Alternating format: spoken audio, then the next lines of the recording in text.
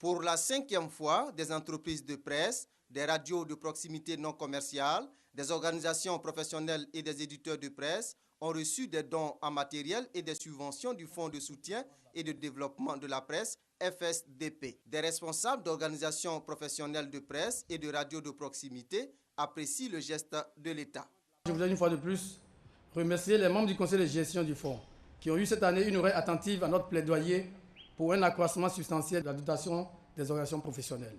L'enveloppe budgétaire du SYNAPSI a connu cette année un accroissement de 35% par rapport à l'an dernier. Nous évoluons dans un environnement concurrentiel. Nous avons besoin de matériel de qualité et le matériel qui nous a été offert est de qualité. Il va permettre justement à nos populations d'avoir un confort d'écoute. Depuis 2009, l'État de Côte d'Ivoire honore ses engagements de soutenir le secteur des médias privés, des groupements et organisations professionnelles de presse, dira la ministre de la Communication, Afoussiata Bamba Lamine. Je note qu'en 5 ans d'exercice, le Fonds de soutien et de développement de la presse a mobilisé 3 milliards 900 millions de francs CFA, dont 2 milliards 290 millions de francs CFA de dons et subventions en appui à la formation, à la réalisation d'études, notamment 4 études au titre de l'année 2013 et 1 milliard 700 millions de francs CFA comme fonds de garantie.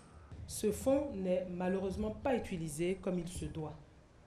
Or, avec l'avènement d'un environnement médiatique de plus en plus concurrentiel, le fonds de garantie peut être un instrument salvateur pour les entreprises de presse qui y recourent.